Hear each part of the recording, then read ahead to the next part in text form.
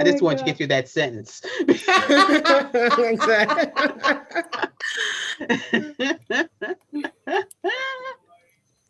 Oh gosh. No, but yeah, there's a lot of stuff going on in town this morning. Well, this afternoon. They had it this afternoon, like at 2:00. So I was like, okay. Yeah, I saw like I was reading 𝐒𝐤𝐤𝐚𝐥 𝐆𝐮𝐞𝐜 this morning, and they were saying like, oh, 𝐒𝐤𝐴𝐿𝐴 want to push to get rid of all the Syrians who came with asylum applications, and I'm like, and then they sit there and go, we're not the anti-immigration party. Like, yes, you are. You always have been. You're just neo-Nazis wearing suits. Never forget. That's what we tell people. Yeah, because most people don't know the history. So No. And I mean, I feel like, thank God, like I know about them from having moved here in 1995. So I remember when I arrived here and it was just like neo-Nazis everywhere. And then when they all disappeared, and when they started leaving leaflets on the subway saying, you know, let your hair grow out, wear suits, turn yourselves into a mother-in-law's dream. So you can like actually influence people. And that's exactly what they've done. Wow. That is special. That is, I don't know about that. But we'll see. We will see. But everyone's doing okay? Everyone had a good day today? Yep. Yes. So far. Been super mellow. Yes, I know Lola has. I was in a town hall with Travel Massive Lagos earlier this morning, which was great. So 2 hours talking with the people in the travel industry in Lagos and having fun. So yeah, good. It's lovely. Yes. and I was especially happy with the video yesterday. Yeah. You mean the what video? That's right, baby. Mark it. But no, really excited. I mean, it's just the timing, was great. But finally got some, advanced reader copies. So these are not the finals. The finals aren't going to look like this. But just getting those in hand is overwhelming. So it was an exciting. You've been getting some fantastic editorial reviews, and that's awesome. That has and been. I'm just like, Lola. No, it's been. I'm blessed and excited and just grateful and just happy to be here. To talk books with all of you. Yes. We're going to talk books. It's going to be all about books and your lives and all your writing successes and. Especially the books. I was going through, like I said, I was, Lola, I was like, I was kind of blossomed with Lola. So I was kind of on a little side journey with her while she was doing her thing. But the rest, I was like, wow. Amazing. Yes, I'm very proud and very warmed to know that I can do this, especially with this month being International Women's Month. True. To have you three women with us. Let me start everything. Hi, and welcome everybody. This is Zooming in Comfort. I'm your host, Jermaine, and today we are graced with three beautiful, wonderful, talented entrepreneur authors, writers, wonderful women that I have come to know about. Hope you all are excited about hearing about these three authors that I have learned about during my lifetime here in Sweden. Our first person that I think I want to talk about first is Emily Jouff. Am I saying it right? Yes, that was perfect. I meant to ask before, but I said, okay, I'm going to get this. I'm going to get this. It was perfect, yeah. Okay, check mark. But your books that you mostly into children's books. That's right. And you are an author of, yes, I have details here. Your children's books. You were also an educational tech advisor at Rädda Barnen. That's right. Save the Children here. Save the Children Sweden. Yes. Yeah. How long have you been working with them?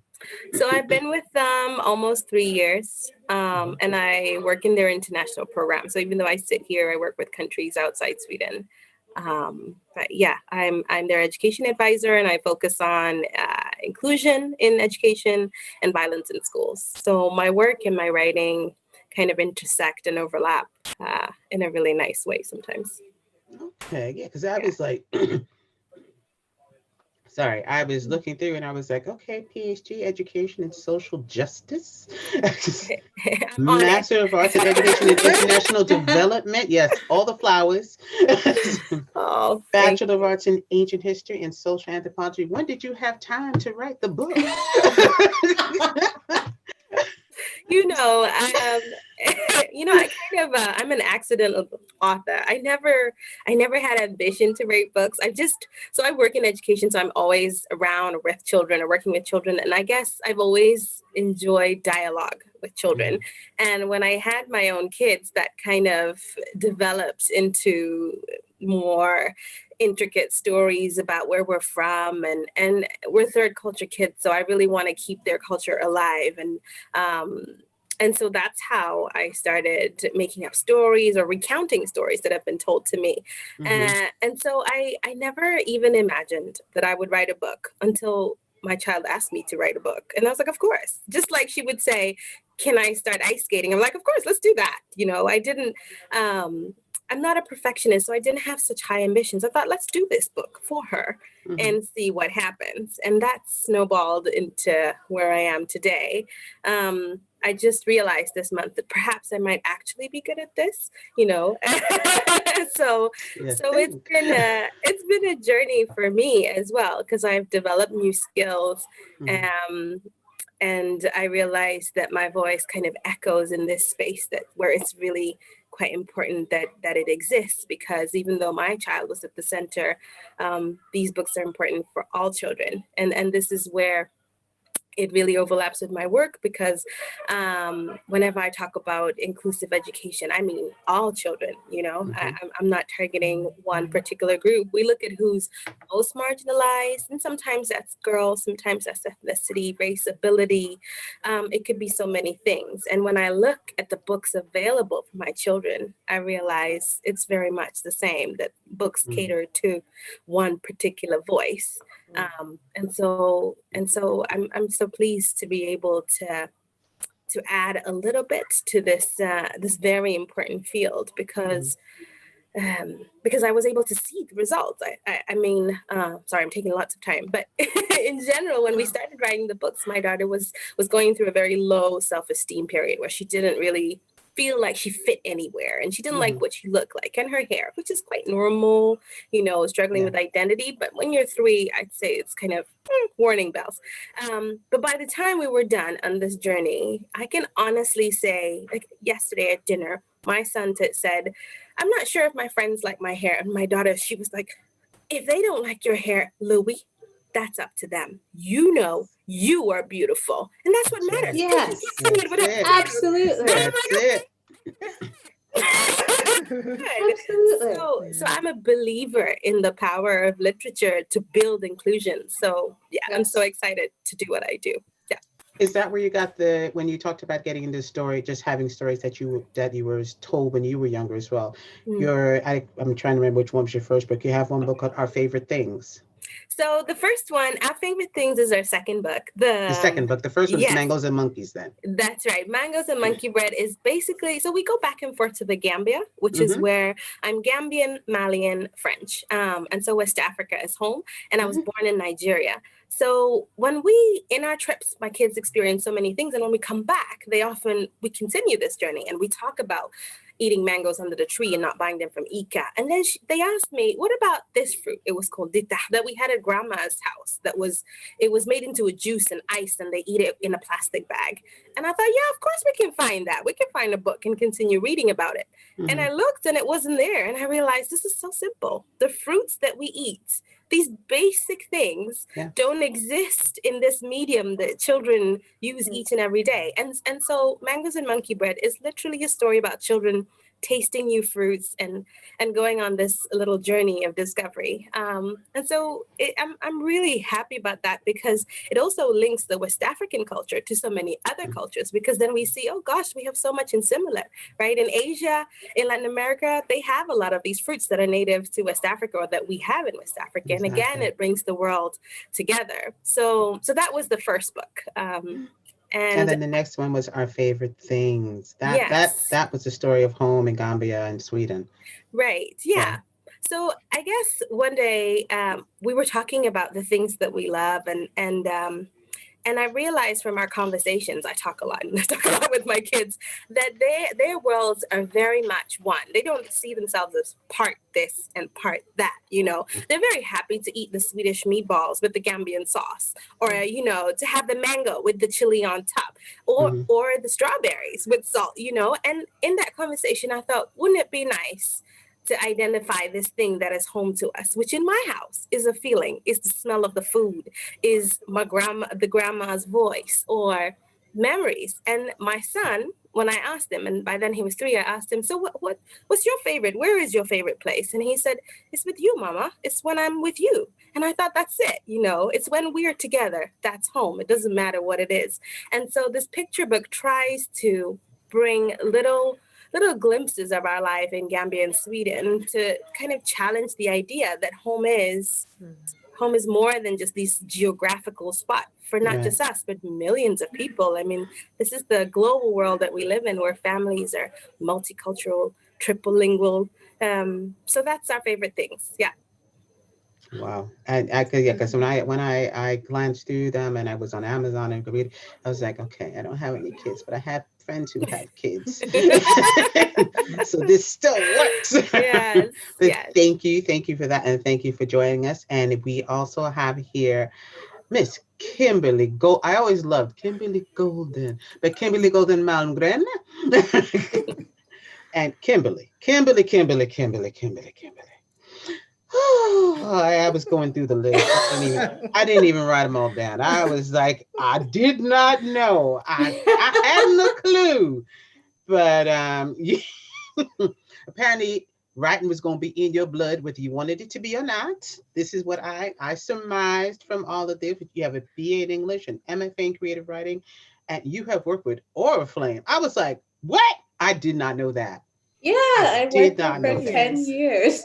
I was like, well, get out of here, girl. I knew you worked with Tom Cook, and now you're with IKEA again. Yeah. And the list of books you all must check are endless. From Choose Me, Snowbound, Maybe Baby, Maybe That, Maybe Tomorrow, Maybe all the maybe books. Yeah, you got the maybe book, yeah. And then you have Under the Midnight Sun and Near Enough to Hold, a series of 1, 2, and 3.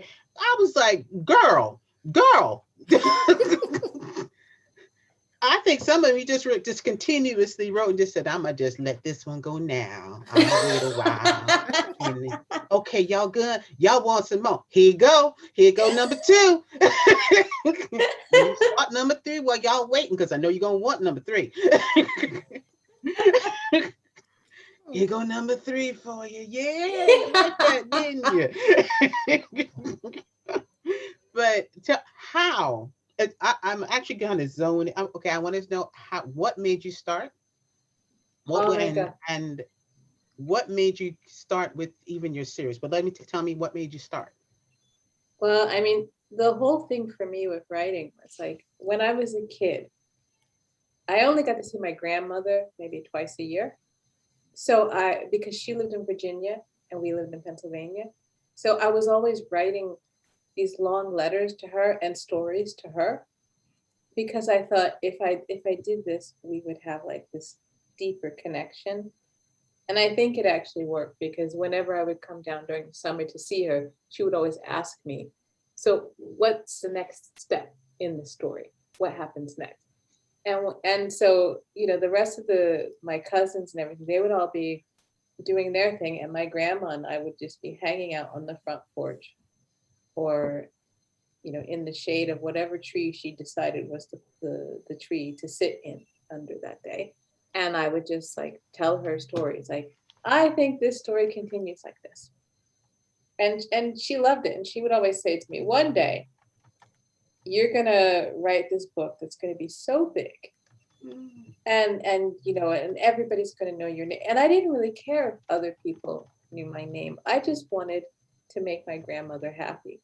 So I wrote a lot of stories as a kid, and especially after she had her stroke when I was in, I must have been about 13 or 14 when my grandmother had her stroke and she became paralyzed. And I knew, like, okay, I couldn't go down there every summer anymore to spend the time with her, but I would just keep sending letters to her with more and more stories in them. And then my mother told me after my grandmother died that they found a box in her closet that had all of these like letters and stories and everything I had written to her from the time I was a little kid up until, you know, I was a teenager. And then I realized, like, this is what I love doing. So there I was in high school trying to study to be an architect. And as much as I love looking at architecture, I hated doing it.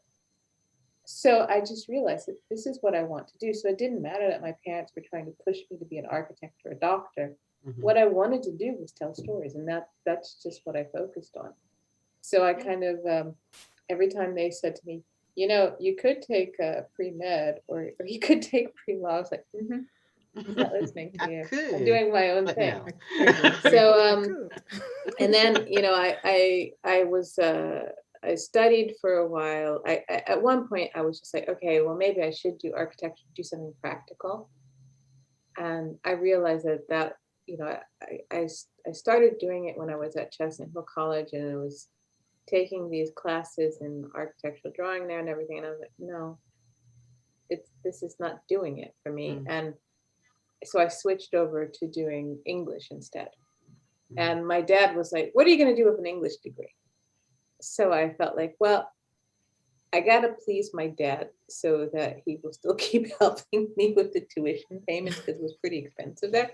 So I said, well, you know, Dad, they do say you can get into medical school or law school with an English degree. Then he was fine. Then he left me alone. But I knew that that's not what I wanted to do. And so I just focused on, you know, I found out, like, at that time, Mademoiselle magazine, which I don't even think it still exists anymore, but they had these fiction contests every year. I just entered. I never placed in them, but I was just like, I'm going to do it anyway, because I really want to write these stories.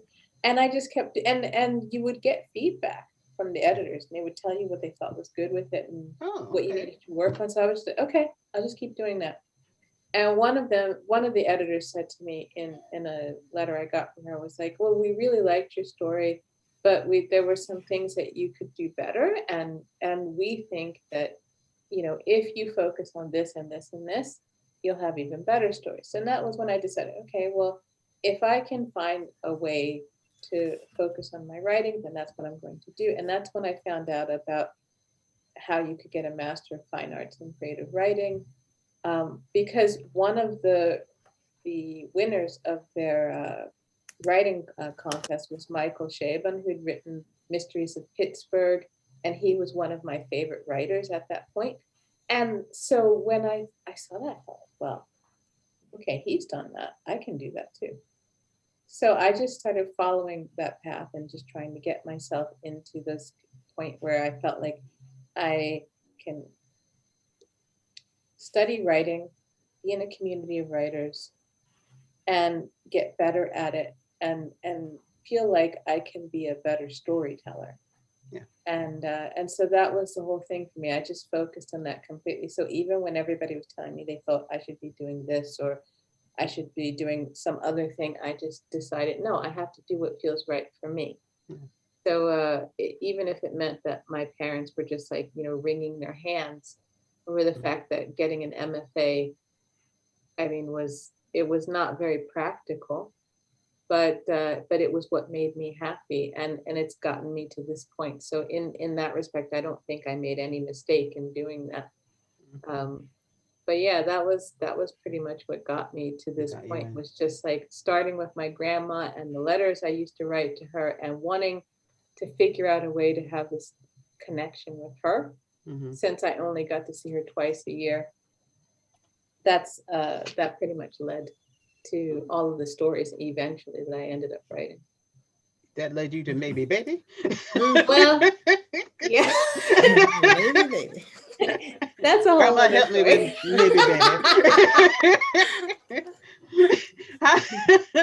Yeah, and just like if you can even just briefly tell me how I'm particularly with the series when you sorry that this is going off, it's telling me all these That's okay.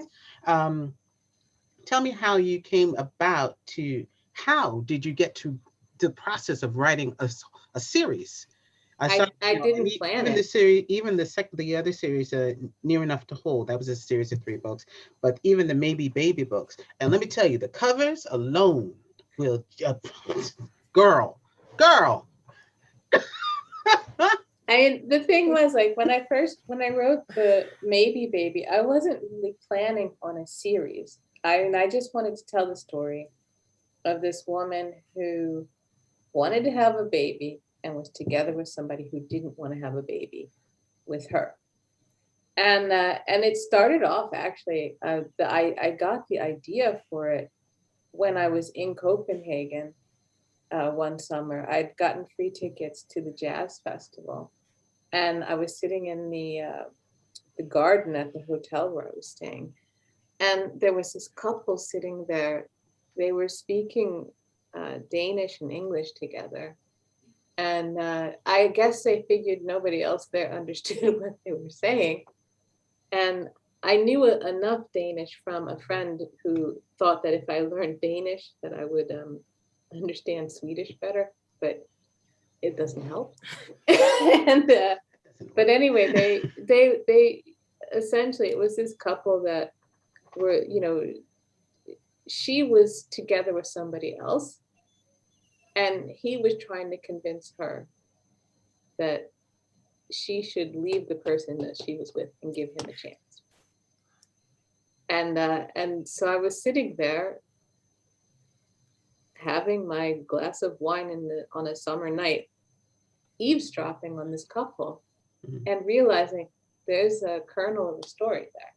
And then I started, like, a few weeks later, after I jotted down some notes while I was there in Copenhagen, I started talking to some friends in the States, and one of them was telling me about how she was thinking about looking into finding a sperm donor because her husband had a vasectomy, and she didn't realize that he'd had a vasectomy.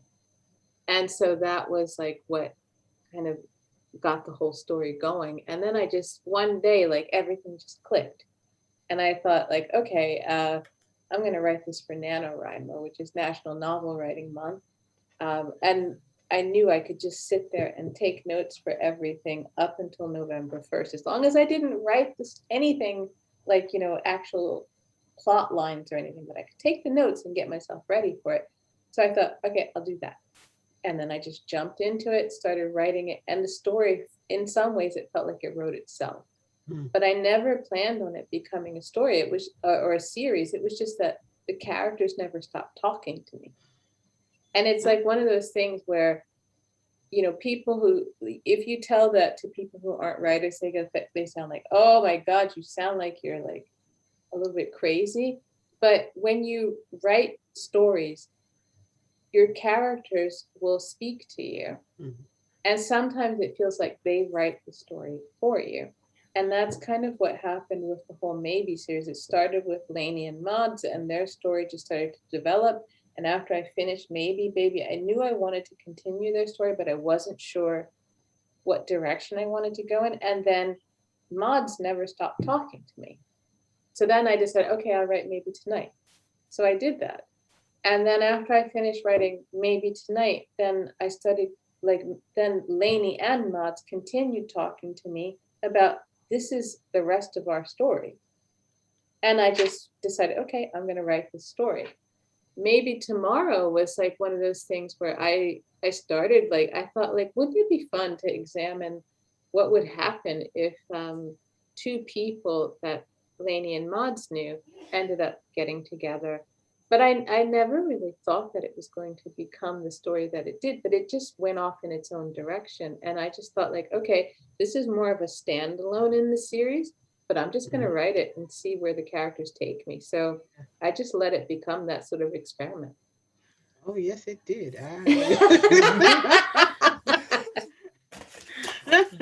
Like you guys have just go Amazon and go find the books and just pick a cover. Just pick a cover.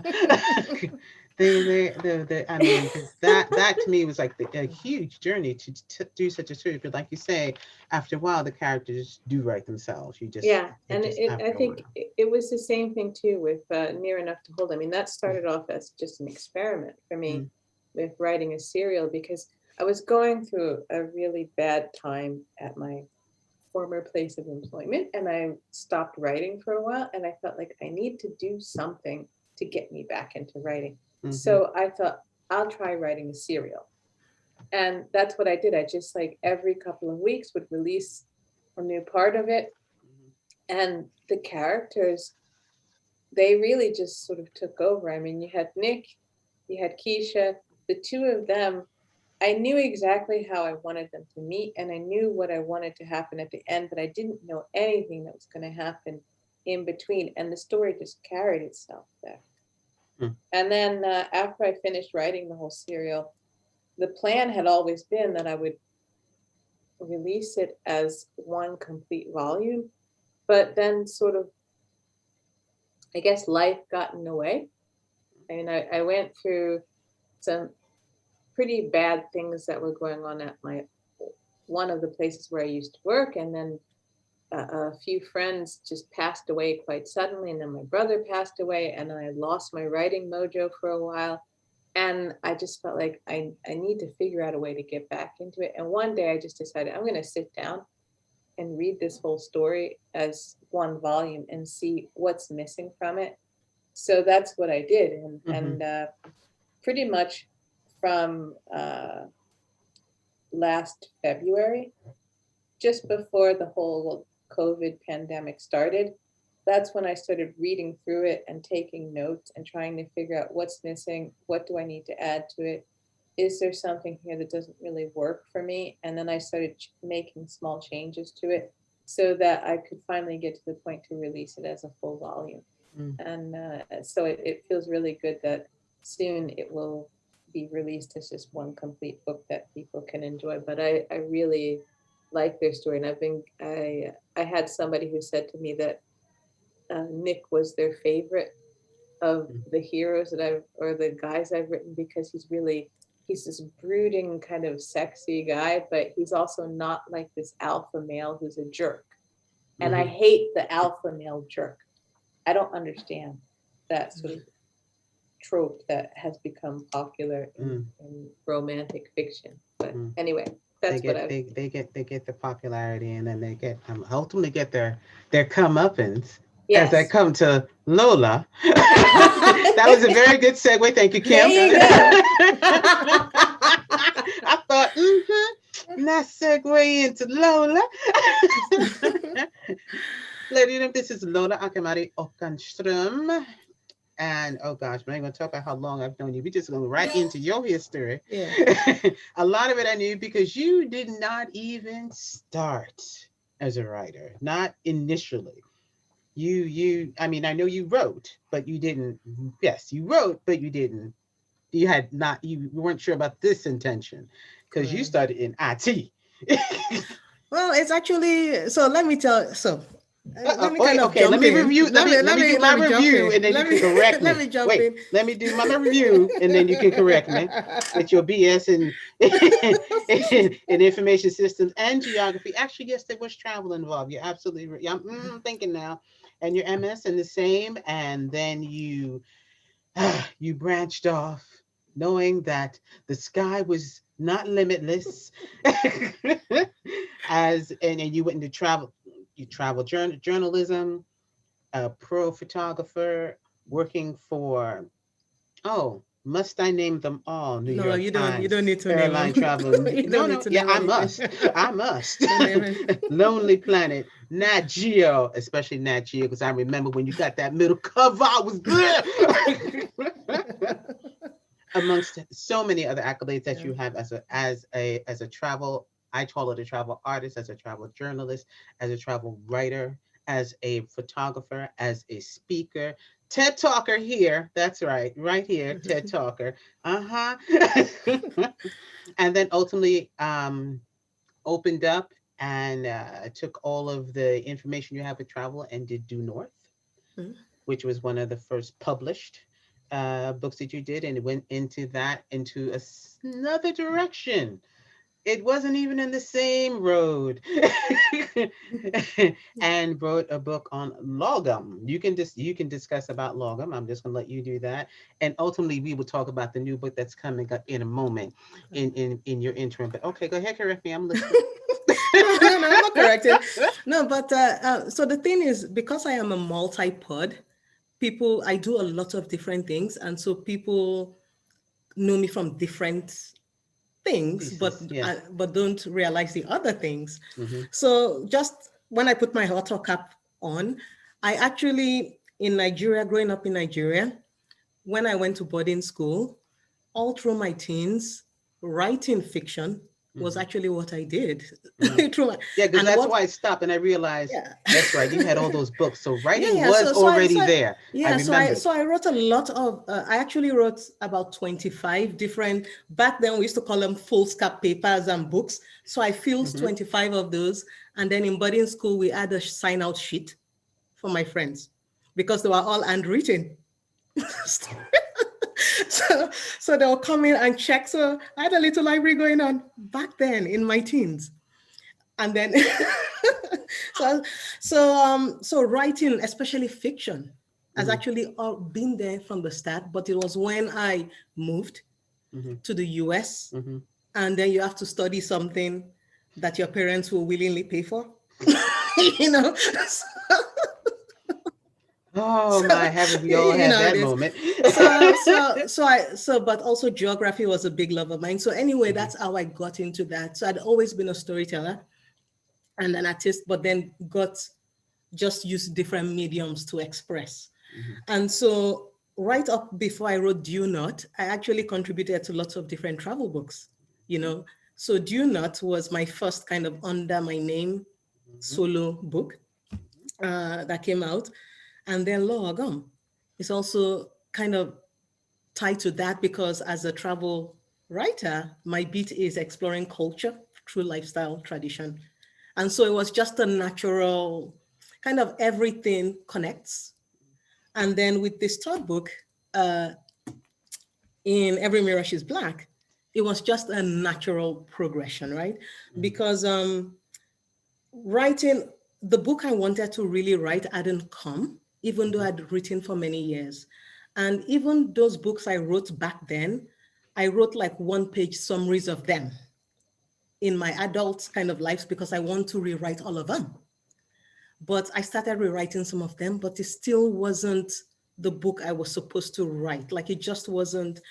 And so I was on vacation in Portugal. I had just finished reading Chimamanda's, Americana. And I'm like, damn it. That is it.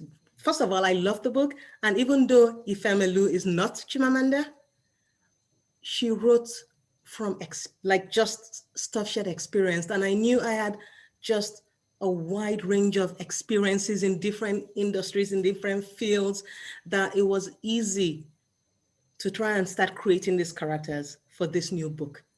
So when I got back, I just started outlining them. And as Kimberly said, that the characters talk to you, I actually spent 5 months just outlining each of the characters and then different scenes. So I didn't even start writing until much later that year. And the writing part actually took 4 months for the book. But most of them I had already started outlining. So I knew the characters so well and they wrote themselves. And and how this book kind of connects to everything is when I wrote 𝐒𝐲𝐞𝐜, which is available in 18 different languages. I just had to just throw it down there shamelessly, but it's available in 18 different languages. But what I wrote was, I wrote an objective view of this is what the Swedish mindset is like. I wrote the good, the bad, everything. And then this book says, okay, then what happens in the underbelly of the culture as a Black woman? And that is what In Every Mirror She's Black is now we know the good, we know the positives, we know the negatives, but then what is it like to actually exist, to thrive or survive, or try to integrate or find belonging as a Black woman in Sweden? And this book is also the question when friends always ask me, what's the difference living in the US as a Black woman versus living in Sweden as a Black woman? I wrote the book. So now they're going to be able to read the difference. And I cannot wait to read it. Yes, you'll get it. And Kimberly has read. Kimberly, thank you so much. Kimberly was one of the original beta readers. Oh my God, it's so good.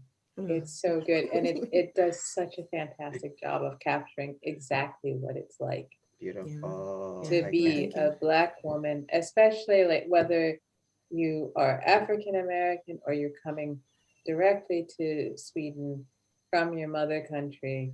It's like the whole experience of what it's like to be the outsider in Sweden. And I think like, especially since Sweden has like been able to kind of market itself as being this land that's free of racism, free of discrimination. And we know that's not true. Yeah. That was going to be one of my questions. Considering the fact all of us are visitors here. All of us have come from another land to live here in Sweden for our own reason that we do not have to share with everybody. We are here as we are as women, as Black women. Yes. One question I'd like to know is how did you find your space? Did you find it? Did you make it? Did you force it? How do you feel you found your space, or have you found that space for yourselves? Lola? No. So, and I'm actually going to touch on what Emily said about 𝐒𝐲𝐞𝐜. When you say 𝐒𝐲𝐞𝐜, so I describe 𝐒𝐲𝐞𝐜 as any space I can exist in without explanation. So that's 𝐒𝐲𝐞𝐜 for me. So if I can exist in a place and not be questioned why I'm here, then that space is feels 𝐒𝐲𝐶 for me. And so moving from the US to Sweden, I mean, I am one of Sweden's biggest ambassadors. I write a lot about Sweden. I love the country in many ways, but also I had to create the space, because when you are being pushed into a box and you recognize it and you bust yourself out, and then you move to another place that tries to do the same thing, then you're like, I've actually experienced what's in the US, so don't even try and put me back in the box, right? So it's almost about just owning your space, but also stepping into a place with confidence and not feeling that you have to explain your existence in a place, that you have to be forever grateful to exist in that space. And like, I won't say we are visitors, right? Because if we pay taxes, we are residents, citizens, everything. So I look at it that way, is we need to be able to just claim the space and say, you know what, I'm part of this, I contribute to this, and I want to thrive here, and I don't want to simply survive, and I think so that's for me, it's how do we thrive, not just survive? And that's the space I'm trying to create for us here in Sweden.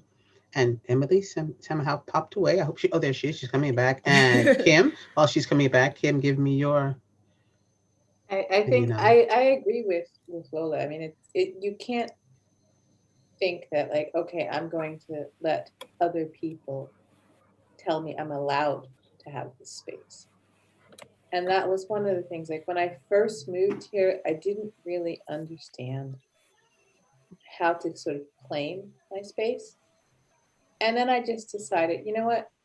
I don't care what they think that Black American women are or what we stand for. I will just be me. And if they can't handle that, then that's their problem. Mm-hmm. And I've had these experiences where people come up to me and they have like their stereotypes of what being a Black American woman is. And I'm just like, yeah, okay, you saw that on TV. That's not my experience. So you can go on and believe that if you want, but that's not what I know. And I've just sort of like decided that I will live my life the way I want to live my life. And I've been able to do that here. And in some ways, I've been able to do it in a way that I know I probably couldn't do it in the States. Just because I don't have like a lot of the sort of preconceived notions that people already have. You know, when you're growing up in the States and you're a Black American woman or a young woman there's already this like prejudice against you of being too bossy. Everybody thinks like if you speak your mind, you're this, you know, you're too aggressive, that you are already a troublemaker, you're this, you're that. And in a way I was able to kind of escape that when I first arrived here in 95. But I do remember that people would get shocked when I would show up for job interviews because I never put my picture on my CV, because I was used to in the States where you didn't do that because it was against, actually they told you not to do it because it was discriminatory. Mm-hmm. So I would show up and suddenly, you know, here I am with my Jewish last name of Golden. And they would be like, oh, you. We weren't expecting you. And I'm like, no. Here I am. Here I am. And and in some ways I could use that to my advantage, but in some ways it ended up being also something I couldn't use to my advantage. But I would just keep reminding them like, yeah, well, you don't know me. Okay, I know I'm like this unknown quantity for you, but take a chance with me. You know, it's like, because I know I can do this. Mm. And so I think the thing that was like really frustrating sometimes was that I felt sometimes like I was always fighting to prove to people that I could do the things. I mean, especially since, I mean, damn, I showed up here with a master's degree. I had the experience already of teaching at the university level, and they didn't even trust me to teach their like 6-year-olds. And I had to fight for that just to be able to teach like, you know, kids at the kindergarten level up to 1st grade.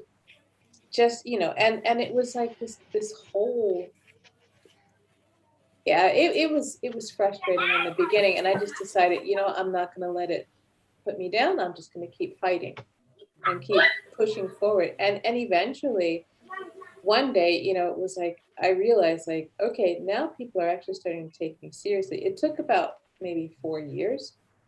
And I know a lot of people give up even before that. And I don't blame them because it's not that easy. But I did feel like the only way I was going to move forward was just to keep fighting and not give up. And whenever I would go home to the States, I would talk to my grandmother's sister who lived around the corner from my parents. And she was just like, well, you know, I'm just going to tell you, we didn't raise you to be a quitter. And that was the thing that kept me going, was my great Aunt Frances reminding me all the time that I wasn't a quitter. Mm-hmm. And so I just didn't quit. And finally, after a while, people just started, like, if I said, I can do this, they stopped questioning me. Mm-hmm. And then things became easier. But yeah, I mean, I can't say that it's always going to be like that for everybody else. But I do know that for me, I just felt like if I just keep talking myself up and making them think that, you know, because sometimes like I knew like I don't always believe everything I'm telling everybody about myself, but I'm gonna keep like telling them like, look at me, you see how confident I look? I got this, you know, and it would work. And And I think sometimes that's the only thing you can do. You have to be good at selling yourself in a way where you don't feel like you're prostituting yourself. Mm. Right. And Exactly. and so that's what I just kept doing, and then telling myself too that I wasn't going to just accept anything, because that was the other thing that like my great aunt and my mom used to say to me as well, was just like, don't sit there and think that you have to accept like whatever scraps they throw at you. Mhm. You know, you Exactly. know what you're worth, so Right. fight for it. Yeah. So that's what I would just do. And That, yeah. so like I remember like as an example, there was a job that I had applied for a few years ago, and it sounded like the dream job, and they said they wanted to take advantage of the experience I had, especially since I'd worked with cosmetics and you know, high-end perfume and everything. And then the salary they offered me was lower than what you would get as a starting salary, and I said no to it. And they acted like they were like completely stunned that I said no. And I said, well, I know what I'm worth. And you're not willing to pay me what I'm worth, so I'm not going to accept it. Mm-hmm. And I think that any of us, you know, no matter if it's for a job that we're applying for, or if we get offered a publishing contract or whatever, we have to be willing to stand for that. We know what we're worth, and we need to fight for it. Yeah, and take that space. Exactly. And just Emily? take the space. Yeah. Emily? Yeah, no, I was thinking as the ladies were talking, I found it really hard to find my space in the beginning, to be honest. I think I was slightly naive because I was sold on the Sweden as open and accepting and inviting. In fact, nothing pushed me here. I came here on a whim because I wanted to see what it was like. And I had lived in Paris and London before, so the comparison wasn't right. So I think I came to a shock. And I really struggled to find my space. And even to a certain extent today, after 10 years, I'd say I found my space through finding my community within the Black community. And that's probably where I can be a little bit more of myself. But I don't think I found it here yet. I don't think I feel that kind of freedom of being me without that kind of aftertaste of knowing that difference is interpreted as something negative. And I think it's because I grew up in a space where difference was celebrated in an incredible way. So in Sweden, I often feel like the ask is not to integrate, but to assimilate. And I don't think that I'm able to shed all of that. And to a certain extent, I would be okay with that if I wasn't raising little people. Correct. And then I ask myself, well, what am I going to ask them to be? And to what extent should we push this? Like when they're doing Flag Day and they come home and say, my teacher said I had to have this flag. And I said, well, what did you want? And she said, I wanted all my 3 flags. I was like, well, let's just make a 3 flag and you show up tomorrow. And then I have that talk. And then I feel like I'm often on the defensive. I'm very proactive to anticipate all the negativities that could happen. So I've had this kind of difficult relationship with Sweden. I feel like I love Sweden, but doesn't love me back. At least not the way it should. No, exactly. And it's not easy. It's definitely not easy. Yeah. Because I can still remember when I first moved here. Oh, it was before I even moved here, and I came here just to see Tord before you know, it was decided that I would move here. And there was it was Christmas. We were at one of the Christmas markets. Back then, Galerian had like an indoor Christmas market. And a guy there thought that it was fun to tell me that, you know, the chocolate coconut balls. He said like, oh, maybe you want one of these. They're called nigger balls. Maybe you've seen these before. And I was just like, that was the first time even though I'd lived in Richmond, Virginia, which was the capital of the Confederacy, and I still never experienced anything like that in Richmond, but I experienced it in Sweden, and I was just like, fuck. Right. Yeah. And then like, and I remember that towards immediate reaction was like, let's just walk away from here. We're not, no, this is not our space. This is not where we want to be. And I was just like, there was the part of me from Philly that's like, no, fuck this. Let's get into a discussion with this Let's sort this out. and Tori's just like, and then I realized like it's not going to help anything. No. So we just walked away from it. But I remember that stuck with me for a while, and I remember like I couldn't understand why this guy thought that I was going to think it was funny. Correct.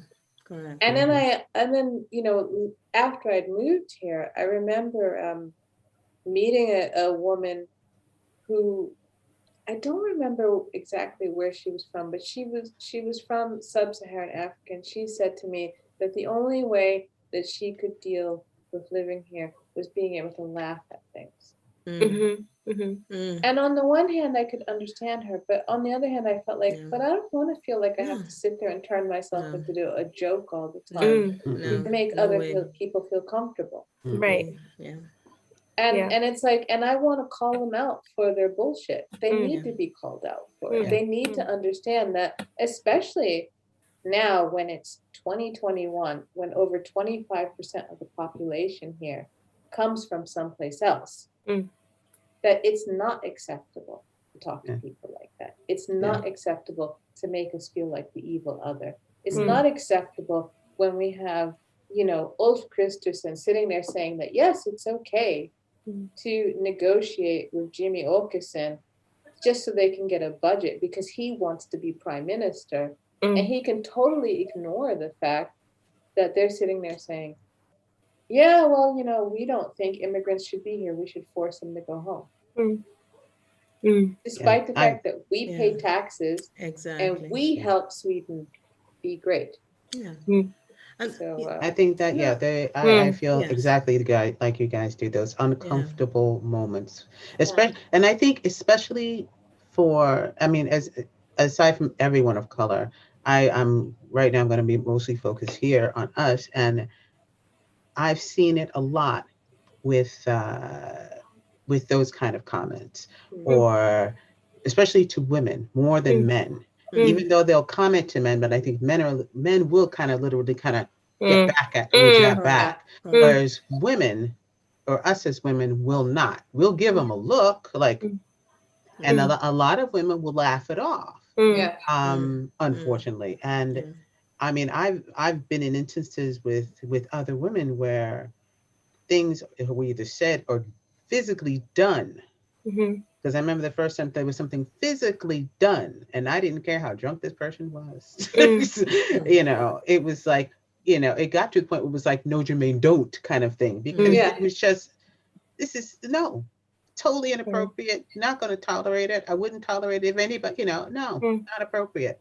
And I think the feeling is with a lot of women here, especially Black women, is that, aside from, I'm hoping that exotic thing has died out now, because it's, we hope so. I know it's still a spark in some eyes, but we're still women. But the feeling of having to have that, having to always have that tiny shield up, because just people just don't know how to speak, and they don't know how to just be, not even a point of being regular, but just respecting that boundary. Right. Because there are boundaries. It's not like we're going to go up to someone and make some rude comment about their culture to make it a joke, haha, and then in turn, see, I'm making a joke about me, so I can make it. No, it doesn't work that way. It doesn't work that way, and I think that kind of riff is going to always exist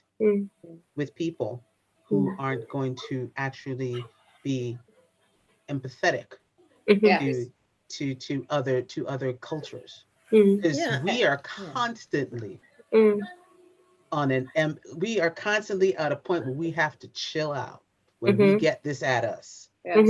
because we are constantly made to feel uncomfortable. And we have to suppress our, what did you say? Yes. So we're not called the loud black chick or the this or the Correct. that or the bossy or the bitch or the this or the that. We have to And constantly even push when that we- down. Yeah. And even when we do that, even when we push it down, and even when we are trying to be diplomatic, it's still used against us. Yeah, it is. Yeah, of course. And those, and Yeah. I mean, at that point, I'm like, you know what? If that makes you feel uncomfortable, fine. I will let you sit in that, because that's where I am right now. But I'm trying to deal with it because I've dealt with it all my life. If this one little 5-minute moment you feeling upset, you need to just feel upset. And I do want to add to that. I do want to add to that because all of this is what I address in the book. Yes. As well and more. And there is a Swedish proverb I came across that really arrested me. It said, "The deepest well can also be drained." Yep.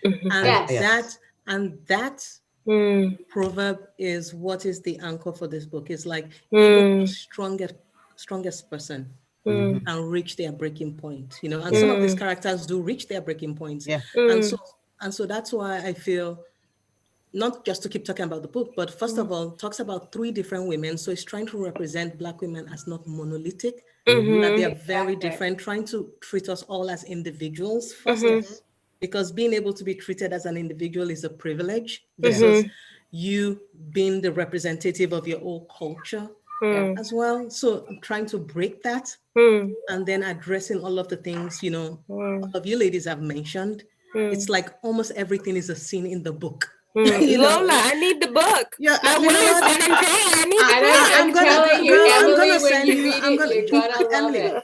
I'm gonna send you. I'm gonna send you an advance copy, Emily. G is coming. I mean, because this is a running thing, especially with Black women here. You know, with people coming at you and all of our lives. This is what we've had to deal with when we've come against or come toward, you know, other cultures, especially when it comes to the white culture in the US and especially here. It's almost as if we're more like a caricature because of how much TV is actually watched. Yes. It's not that we're caricatures. You know, and underestimated as well. Very much underestimated of our abilities, our wants, our desires, all of that stuff. And the minute you start to voice those things and voice all those opinions that you have, it's almost like, oh, well, I mean, I can still remember somebody saying to me, this must have been back in like 96, 97. Somebody said to me, well, you must be so grateful to live here in Sweden. Oh, that happened to me 3 years ago. Yeah, and I was like, what do you mean by that? And they said, well, I mean, you don't have to deal with drive-by shootings. And I was like, well, I never dealt with them when I lived in Philadelphia. I mean, the neighborhood where my parents lived, I mean, even if it was like in what was considered the inner city, there was no drive-by shootings in my parents' neighborhood. And I was like, okay, I never had to deal with that. So why should I be grateful when I'm living here in Sweden? Because I didn't have it in Philly, I don't have it here. They were like, oh, but you know, you probably grew up with like, you know, no father figure. I'm like, well, I mean, my parents were still married.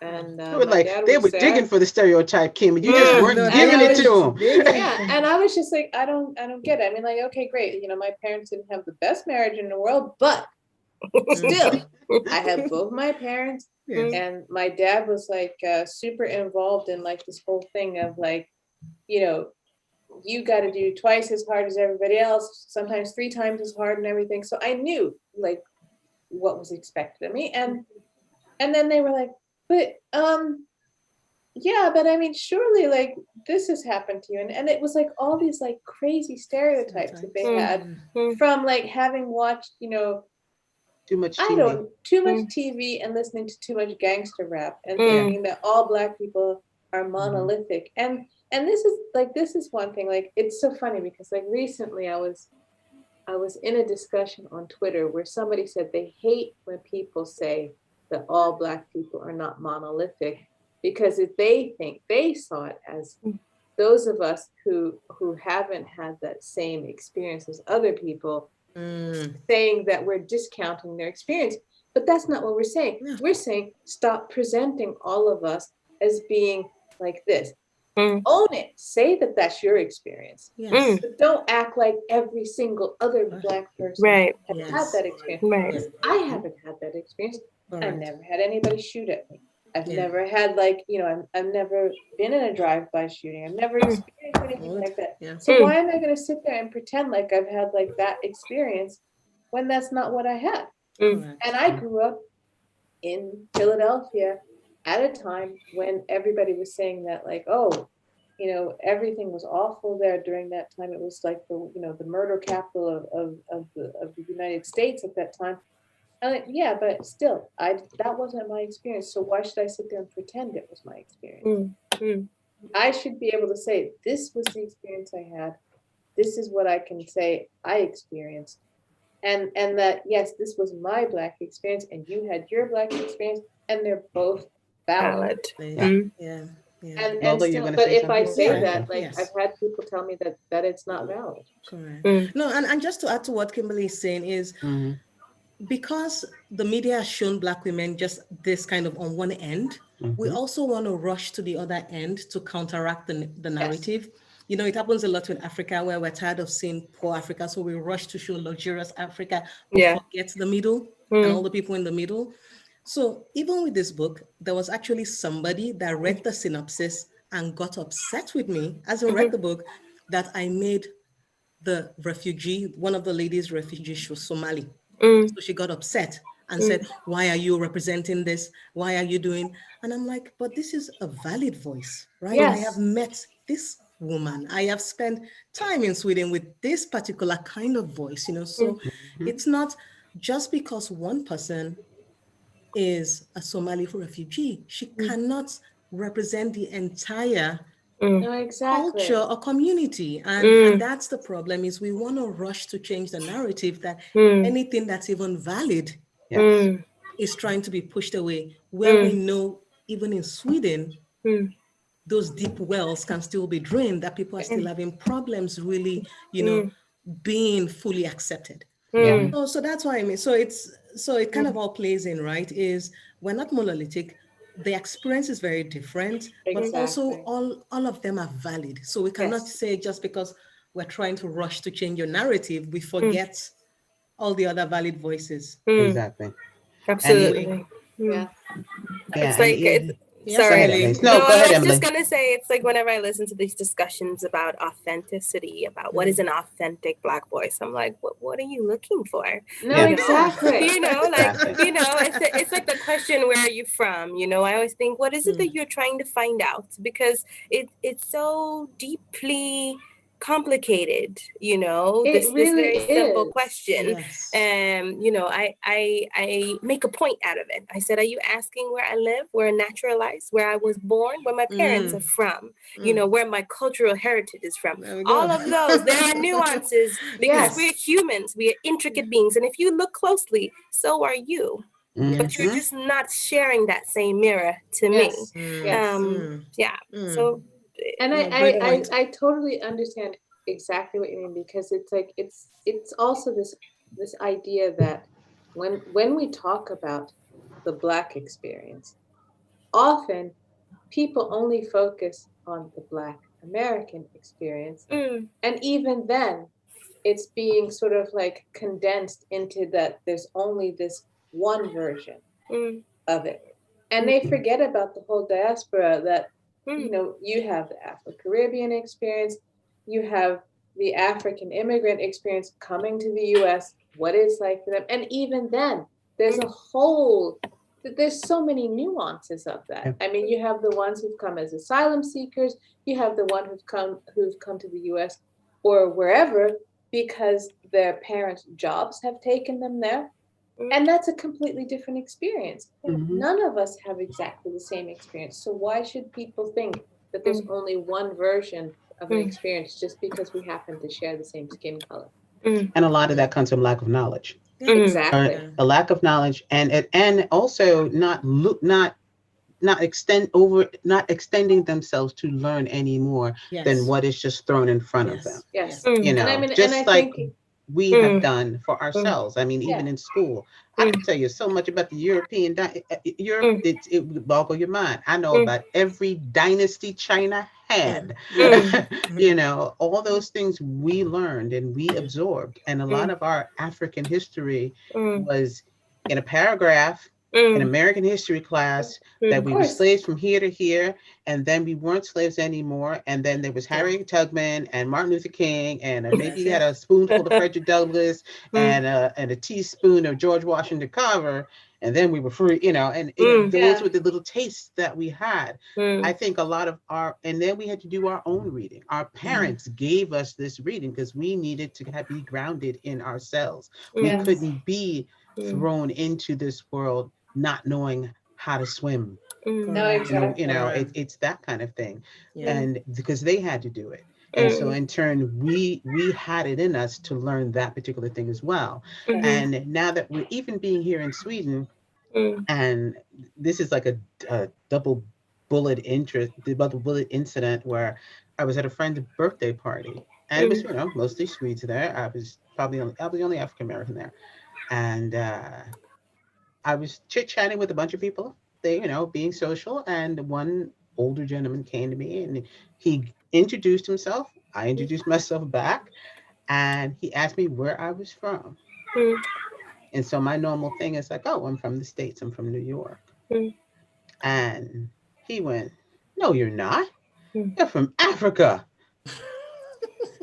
So, and it wasn't in this particular tone. It was literally, he thrusted himself forward in my face and yelled it. So, and all of these people were surrounding me, and, you know, the New York part of me was like, oh. It's like, you know, your inner eye twitched, you know?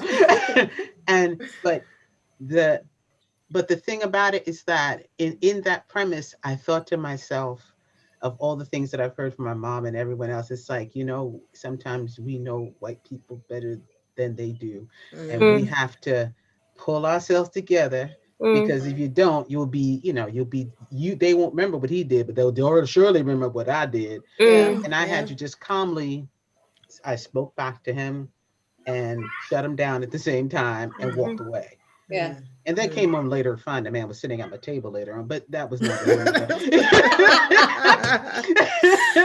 you know, but you know, that was there. But that kind of thing where, you know, sometimes it's not subtle. Sometimes they just come slap in your face and they want to see what you're gonna do. You know, and it's like, no, you know, but that's the thing. We were taught these things, you know, and then and not only taught, we had to go through the experience as well, you know, as teenagers, up into our adulthood. And now being here, really thrown into a situation where our mind is like, do we really have to teach you? Because I don't feel like I should have to teach anybody. No, you know, and it's especially in this day and age, living in Sweden. It's like, I could understand it when I moved here in 1995, because there weren't that many Black people living here. Now I've been here for 26 years. And it's quite normal, no matter where you live in Sweden, that it's, you know, you have people from other cultures living with you. And if you choose not to understand how they live and what's going on with them and why they've come to Sweden, then it's not my problem that you decide. I mean, because to me, that's willful ignorance. And I'm not going to put up with it anymore. And it's the same thing like when, you know, you see somebody like Sharon Osbourne, after everything that happened on The View, and her sitting there denying what happened to Meghan Markle, you know, and asking, teach me, and telling people to teach her. I'll read a book. I'm sorry, you know, excuse my French, but fuck that. We don't need to teach you, because there's enough information out there already that if you want to know, you can know. But you know what it was that I found interesting was the level of response from the palace or from the prince was my very gosh. much on the like, you know, on the surface. No, we're not racist. You know, Mm. I mean, it's you belong to an institution that owned people and Yes. made your Exactly. country. Created And his grandma's still alive. It's not that far. His grandma's face was on my people's money in Exactly. 1965. It's not that Yes. long ago. Acknowledge Yeah. the system. Discuss an openness of mind that this is where we come from, Right. and we will look into it. But Yes. just the statement that we are not racist made me think, okay, we're like basic here. Like Megan was dealing with some proper-ish in that house. Yes, Yeah. exactly. And I'm supposing she was also thinking, do I educate? You know, to what level? And I'm so relieved that they left. You know. Yes, and I'm Go so live glad your that Harry life. did the work. Oh Yeah. man, it's like they say Harry's being he's adopted into our Exactly. community now. Yes, he Harry's got a- allowed he got to a- come to the he got a cookout. card. Yes. Well, Yes. you know, he We're said gonna it. baptize him. Well, you know what Because he we said. know He, Harry would not show up with potato salad that has raisins in it. Exactly. No, we God. know that. no, but he said it. He said it himself. Yes. He would not have known. Mm. He would have been blind to a lot of that stuff. Right. Yeah. Right. And until he was with me, and see, this That's is two, it. but it's a twofold thing. Mm. To watch your wife or your loved one go through that, and now and accept it. Don't deny that it's happening. Right. You're Right. actually accepting it. Now you're seeing what the Yes. whole picture is through Yes. someone else's eyes that Yes. you love. Yes. And you Yes. see it, you accept it, and and then when he kept talking about how he was trapped, Yes. his brother and father are still trapped, Yeah. and he Yeah. has freed himself. Yes, And it's because not he just knew the he was in the physical sunken free, place, it's a and he literal got himself mind out of free. it. His Yeah. mind is now open to all the stuff that he didn't see because he was sitting there locked up inside those gates on the inside, Yeah. you know, Yeah. and now he's on the outside of that. Yeah. Which is kind of like how, no, but I think, like, even like you say, even in regards to your book that's coming out, and even regarding all of your books and writing them, the process that you went through with writing them and then getting them are all the books has everyone had a book published from here in Sweden? Yes, all of my books have been published while I've been living here. Where you've been living in Sweden, from Sweden, and No, you Emily, mean, same do as you mean you? like a Swedish publisher? That's what I'm asking, like a Swedish Correct. publisher? Okay, I've published myself. Okay. Mine's coming out through a Swedish publisher on the 25th of May. So the others were myself, and this one is going to be through them. Okay. And that in itself is an experience. Yes. Yeah, I was going to add Lola. Yeah, and so this is really interesting because yes, the 𝐒𝐤𝐚 book is in 18 different foreign editions except Sweden. What? And then this book, we tried with a lot of Swedish publishers, and they were like, she's very talented, she knows what she's talking about, but sorry, we don't have the bandwidth, or we're not accepting. So we tried in Sweden first. And a lot of the publishers were like, So I went abroad. And so we'll see if, we're going to get a Swedish publisher once it's, it gets the buzz. I'm Because so you know sorry how to it hear usually that. is here. Yeah, It's like they have I to wait expected and it. see how everybody else reacts to Yes. it. And then they're like, okay, now we jump on it. Correct, It's like that song by The Cure, jumping somebody else's but train. this is also That's the what thing. they do. But this is also the thing with the 𝐒𝐤𝐚 book, right? I wrote it from a very objective outside and inside view. And the only book that's in Swedish 𝐒𝐤𝐚, because so many books came out at the same time, is by a white Swedish guy. It's like Sweden says nobody else can talk about our culture. And so we're going to publish a white Swedish guy that can talk about 𝐒𝐤𝐚. Whereas sometimes you don't see your blind spots unless somebody objective sees it. Right. And so that is the thing. It's again, I love Sweden. I write a lot about it. I'm part of the people that helps curate his image sometimes, as a travel writer. But Sweden is fantastic at curating the image and setting the narrative. Indeed. And when that book came out, that was when I really saw that happen, because it was in every other language except Swedish, and the only 𝐒𝐤𝐚 book in Swedish had to be from a Swedish white guy. Yeah. I've always thought about this, and I thought, sometimes when I have discussions with publishers, when I leave the table and I go back and my friend said, how did it go? And I summarized it. And I think I got the feeling that they were saying, how dare you? Yes. Yes. You know How what I dare mean? you? You. Yes. And they're like, what do you mean? I'm like, I can't explain it any other way. Yeah. I Yes. can't. But here it is. I am going to be published by a Swedish publisher. Yes. Guys. Yes. Yes. Finally.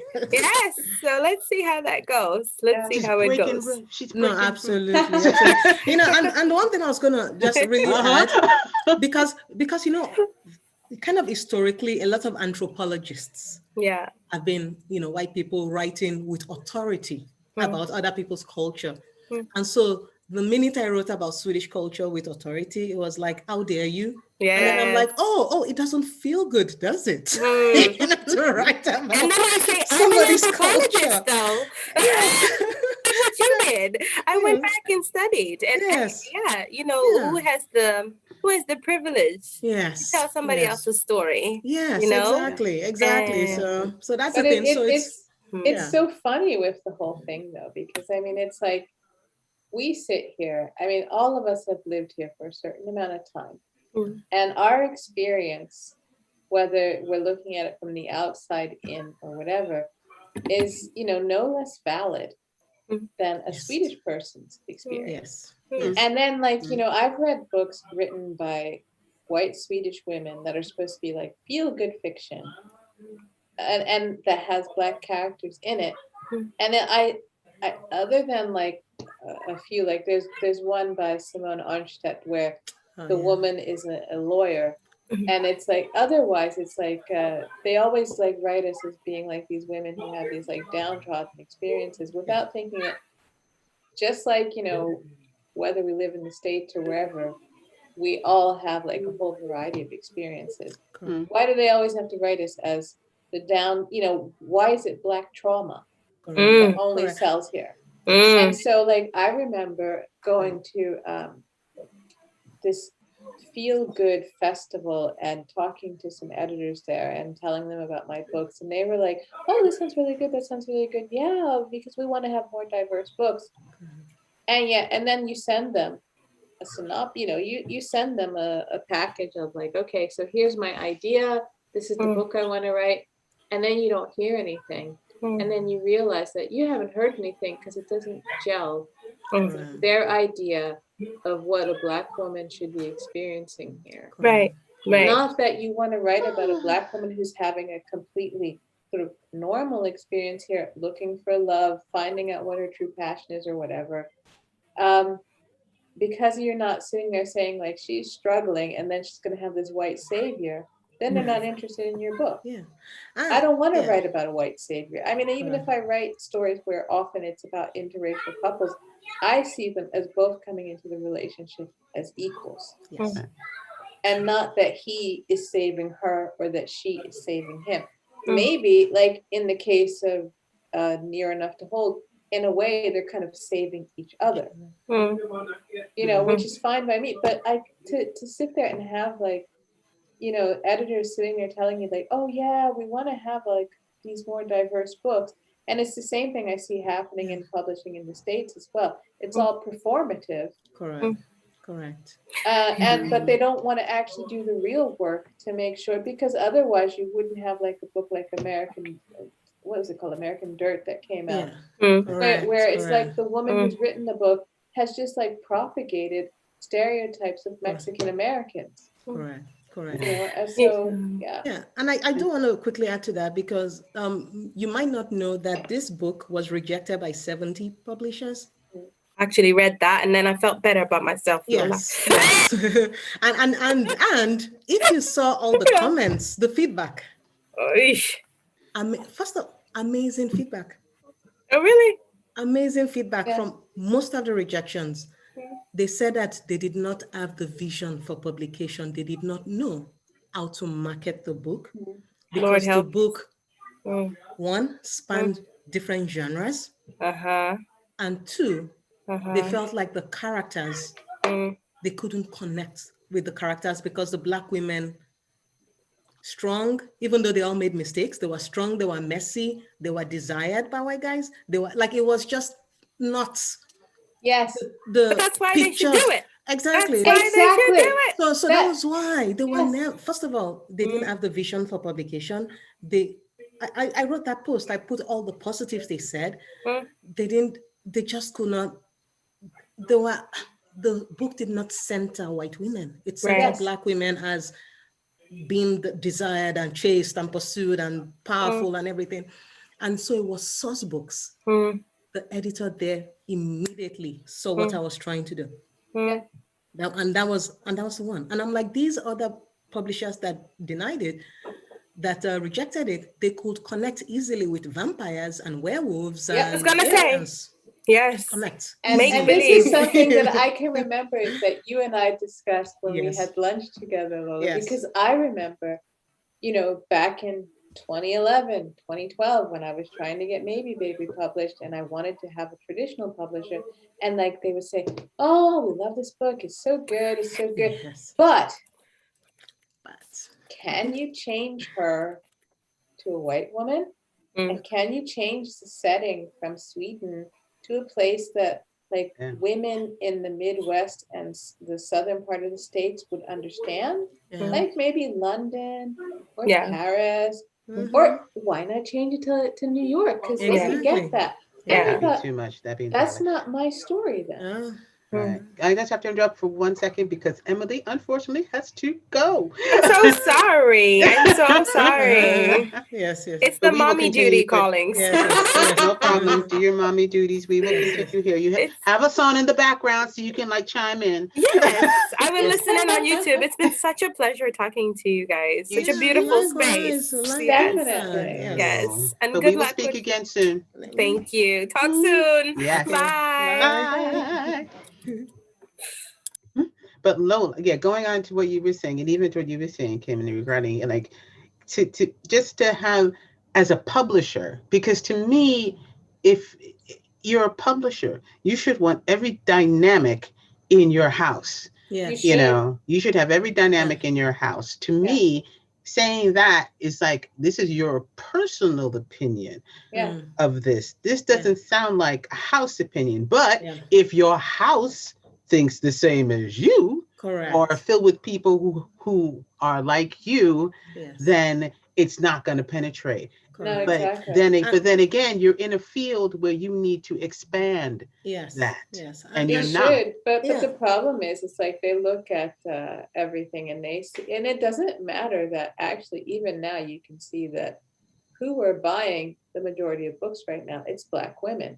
But we're expected to accept the stories that are considered mainstream. Correct. And these mainstream stories are about white women. So white women aren't expected to accept that we could be mainstream and that our stories are just as important as their stories. Exactly. And that's exactly what Kimberly says. You know, that was it, positioning these women as mainstream stories, but also because the book it sits between literary fiction and commercial fiction, and most publishers are either one or the other as well. So it really took source books really seeing the vision to say, you know what, this book is so unique, it sits in the middle, and we're going to take a chance because we see the vision for it where others didn't. So so that's kind of that's why it's coming to life. And that's what's necessary, just to see the vision, to open up. You know, and you really have to have an editor who has that vision. And all those publishing houses will lose out on this vision because they didn't step in and just open themselves up and embrace what's going on with this particular thing, especially with the books that are coming out now, and just in general. You know, the women that are writing books, all of the women, not just, you know, not just Blacks or African American, everybody, all of them. You know, so I cannot wait to read this book. And I'm telling you, you're gonna love it. You are going to love it, and you're gonna be like, "Oh my God, Lola!" Let me ask. Like, give me my edges back. It's one Snatch kind him of away, books. bringing him back. Everybody, mine too. I snatched it all up. It's a raw book. It's a raw, honest, transparent book. So, yeah. But with both of you, when it comes to writing a few, like you say, Kim, your characters, once you wrote with me, especially with the Maybe series, after what you said, when the male character just couldn't shut up, and which got like, no, I got more to say. I love, by the way, and I just want to say, Mads. I mean, just the series. I've read most of Kim's books, and just amazing. And you know, Mads is my favorite character. Like, it's just I love her books. I love her because books. I think I've read 3 or 4 of them. Amazing. And after a while, I'm like, too. I missed the bus, a train stop. I was mad at you that night, man. I was not happy. It was late at night. I was mad at you. Darn book. Amazing. I just love, I love a book. Yeah, and I mean, just the fact of being able to get into a book. There's very few books that take me in. I've only had, right before reading your books, Kim, I've only had one other book that actually made me miss a train stop. When you make me miss a train stop, you got some issues. I ain't trying to put the on. You know, it's late at night. I ain't playing. You know, and I was like, okay, I'm gonna read Kim's book. If I miss a train stop, I'm gonna be mad. Missed twice. Your book, at that point, your book stayed at home. I can only read them in the house. Because I wasn't missing no more train stops late at night and having to go on the other side, wait 25 minutes for my train to go back. I ain't having it. I understand. But when you write the characters and you say after a while, they're kind of writing themselves, or they're telling you, I have more to say. Yes. And you've done that with Maybe Baby and all the other ones. Lola, with your book, especially the one you have out now, if you just lift it up in the cover, just show me what it looks like again. Go ahead. Yes. In every mirror, she's black. Yeah, there you go, baby. And everybody needs to order a copy of it. When you, like you say, you outline these characters first. You gave them a history that you built up, and then you wrote the book. Correct. Do you hear any of these voices saying, yo, I got some more to say? Yes. You hear that in your head now? Yeah, no, absolutely. In fact, I have written about 70,000 more words in almost like a second part of the book. It's not a sequel, but it's just they've been writing themselves, talking. So I actually have enough for even a second book to continue with their voices of these characters. Oh my God, you froze. Uh-oh. You froze. Hello? There you are. Okay. I froze for a while there. I don't know. No, it ended well. It was like on the right character. But it was a good ending. And then it was it. And I was like, okay. Yeah.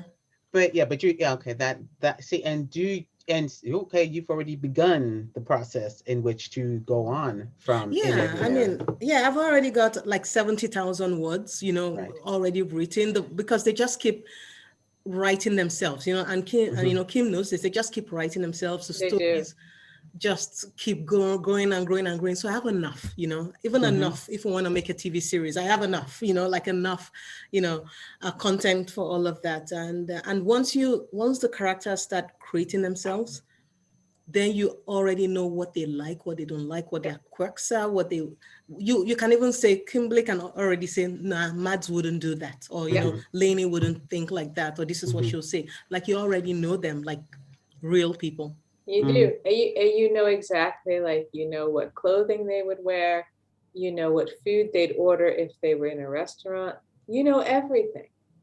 Wow. And so if somebody came to you and said, I want to make a movie of your book or a TV series or whatever, and then they start presenting actors and actresses, who would work. Thank you. I'm glad you introduced that, because that was going to be my next question. I'm going to start with you, Kim, and who would be the main characters of your book as actors and actresses? Tell me who they would be. And which book? If I think of Near Enough to Hold, the whole time I was writing it, I was thinking of Scott Speedman as Nick. And Scott Speedman? Scott Speedman. Speedman. Yeah. Speedman. Oh, yeah. And I was thinking of Nicole Beharie Yeah, as yeah. Keisha. I see it. I see it. And then when I Yeah. was writing Maybe Tomorrow, Mm-hmm. I was actually thinking of, still, it was also Nicole Beharie again as Eddie. Mm-hmm. And I was seeing Tom Meissen as Henrik.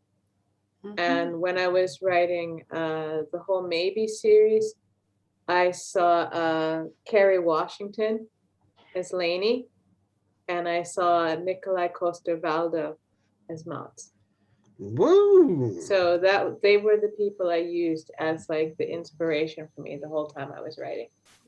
Nice. Really Okay, Lola. interesting. Really, really interesting. Now, so I have, the book is 3 women, and one of the characters, Brittany, was inspired by Nia Long. Okay. Nia Long. I could totally see that. Yeah. Yeah.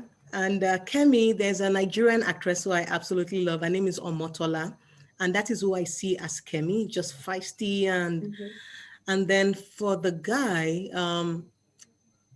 the lead guy, Yoni, is actually Alexander. Of course he is. Of course. Of course he is. And I made it because there's somebody that mentioned how Alexander has this resting serial killer look to Yes.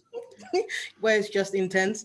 Fact. And then there's another character called Ragnar, who is a Danish actor called Pilu Aspect.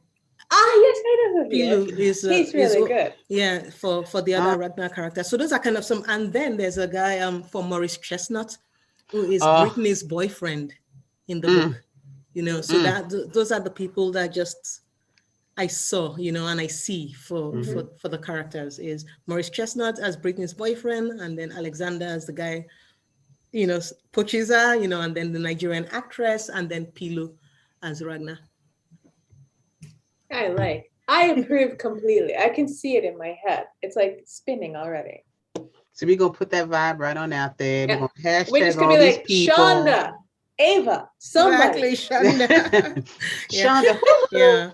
No, but gratefully though, we do have a film agent with CAA, which is a creative artist agency, and so is selling the manuscript now to different producers. So knock on wood, we get Shonda, someone, or Ava, or Ama Asante, a fantastic Ghanaian British director as well. So just we've put it out in the world. So we'll see.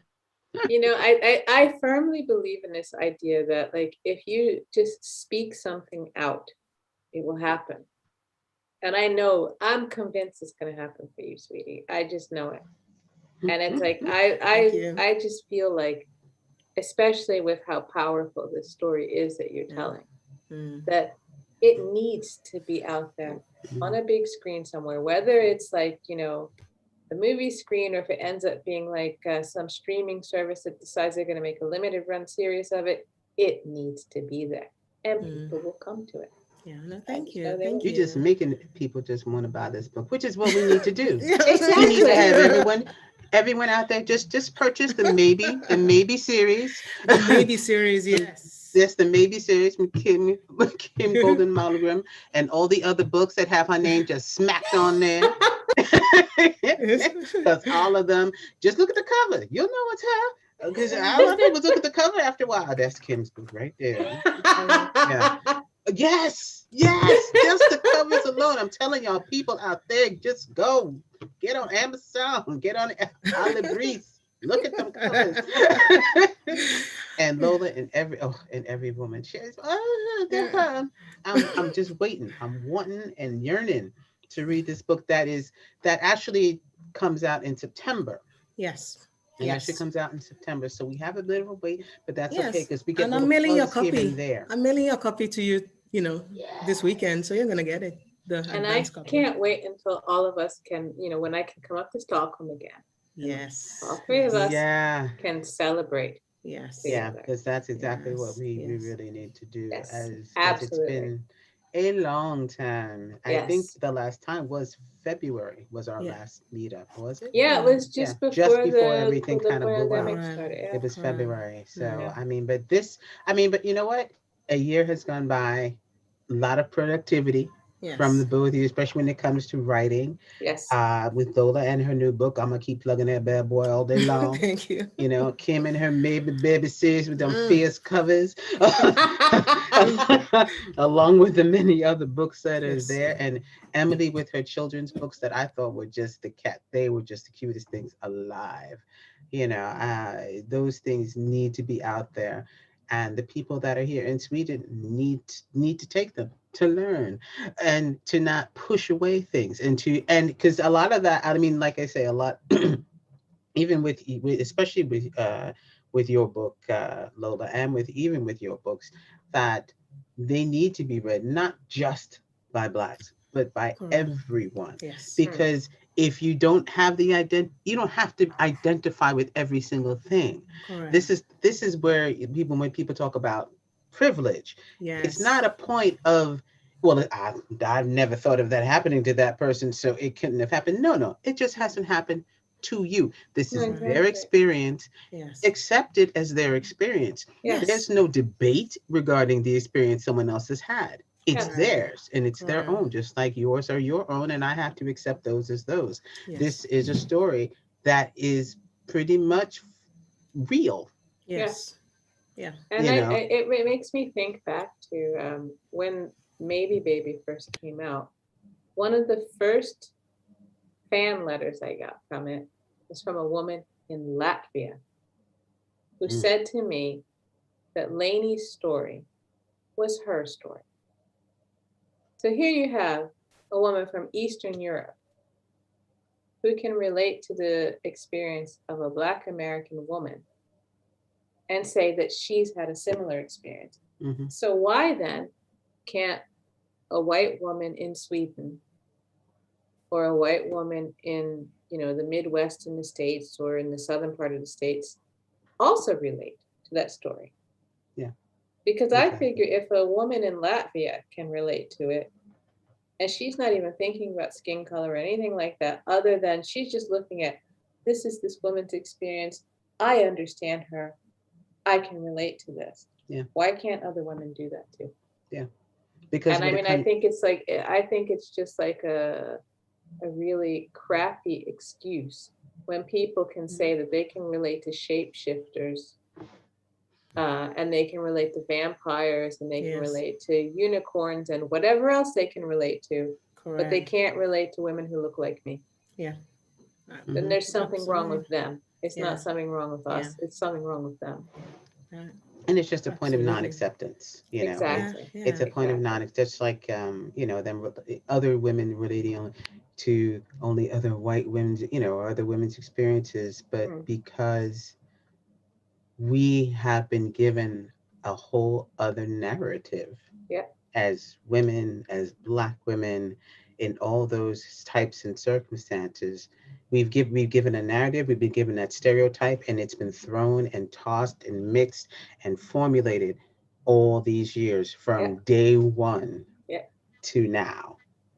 So of course not. They already have that narrative in their heads already, and and apparently have no intention of trying to change it. Yeah. They have it on repeat. Yeah, they have. It's like a broken record.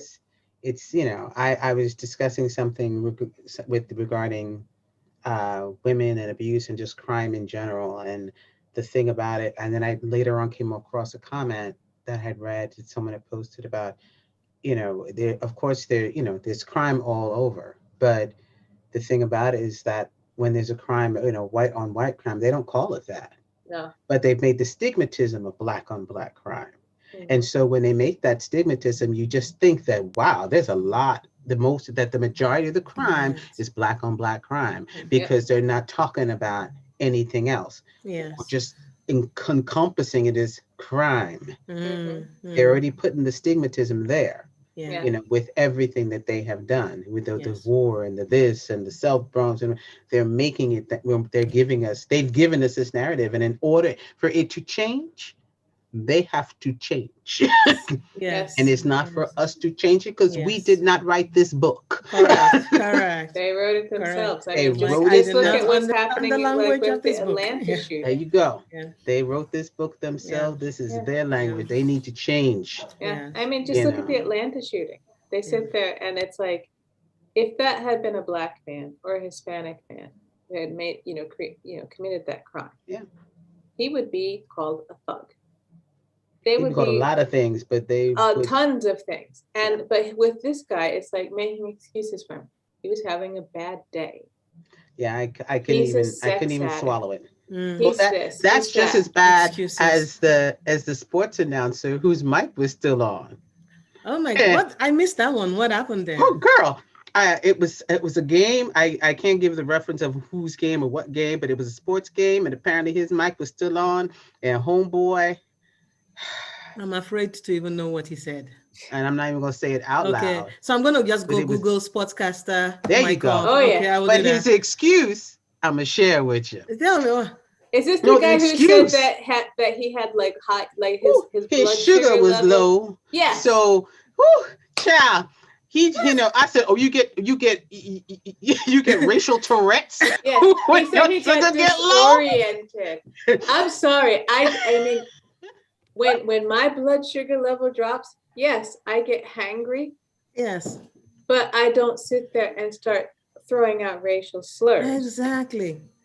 I was So like, for him to sit there and use that excuse, I said, it's bro, like, that was in your so wait, blood. That was you're in there having a already. You bad just day, got caught. so you turn into a racist. Exactly. You just got caught, you know, man. Yeah, it You're was a already in sex the blood. addict and you want to resist the temptation of women, so you turn into a racist. You just, No. it's but that's like you said, these are these are just like foolish narratives, where, like you say, if it was on the other foot, if it was anybody else, anybody of color, that wouldn't even have watched. No, exactly. Simple as that. Which is why with you women writing these books, with Black women writing books and giving the authenticity to Black women in their experiences with Black men, with white men, with all people in this world, and giving that this is real and this is true. And yes, it might sound sometimes far-fetched, but you know what? What is it? Fact is truth is what? How is it? The truth is stranger than fiction. Truth is stranger than fiction. Yeah. And this kind of thing, you can juggle in your head about, is it real, is it not? The fact that it's put on paper, anything is possible, but you need to just take it, like you say, if you can believe in space monkeys and all this other foolishness. Yeah. This is it. Yeah, but it also dehumanizes us. Like if you say, I can't connect with you. Yes. But I can connect with a vampire. Mm-hmm. What does that, what kind classification of message do you put me? Where do you put me? That means you don't even see me worthy of having emotions, because you rather connect and sympathize with a vampire than with my plight as a Black woman. So it's been, the publication journey has been really great, and it was also very targeted, because I wanted to write the book this way. Yeah. And I wanted to write it this way because when I started writing it, I was going to go literary fiction, but then realized, and literary fiction is where you focus more on just flowery prose with maybe no plot, and I realized that was what was going to be expected of me as an Black African writer in the diaspora. That's what I'm supposed to write, literary fiction, so that I can show my command of English and just wrap what I really want to say in kind of enlightened language. Make it colorful and soft and pretty and atmospheric. And I said, no, I want my work to be accessible, relatable, still well written, still very nuanced, but just I want people to be able to read it and cut through bullshit and just get to the point and see the characters for who they are. Because sometimes you can wrap a great, important story in too much fluff. Yeah. Like prose. It's like beautiful language. Yeah. That kind of like softens like how how gut wrenching Yeah. it is. Exactly. So that's one of the, so that was a risky move. That Mhm. was we with all those rejections showed it was a risky move, but it paid off. But It it paid paid off off. because it Did. needed to be written that way. Yeah. Yeah, It and needed to be that's the written this beautiful way. thing So about it. yeah. But I know it's getting a little bit late, and I'm sure, Yes. like, you got kids fiending. Yes, yes, they've been. But I am so happy to have spoken to all three of you women. Emily, I know you're not here, but I'm giving you your props. Emily. Emily, so cool to have met you. Yes. Kimberly, Lola, please, folks, they're just in the description. There is a whole list of all of their social media and the links for the books that you can get to. All of them I know are on Amazon. Ala Breeze. You can find them. Just Google the title and go for it, or Google their names as authors and find the whole listing. Yeah, I'm talking about you, Kim. Yes, Kim. I know. Like It's Kim's books are, they're like the dang. scrolling credits in a movie, like maybe, maybe. But I am so glad you guys stick around. Stay here. Don't even go Yes. anywhere yet. But I'm just going to say, I'm so glad you guys could be here with me in Zooming in Comfort. Hey, when you got a chance, rewatch this again and listen to these stories and these lovely, phenomenal women, authors, writers, my friends, and beautiful people in general. I'm so glad you guys can be with us today. We will see you back here in 2 weeks, maybe sooner. I'll let you know. But I want all of you to take care and have a great night. Thank you for being Thank with you. us. Thank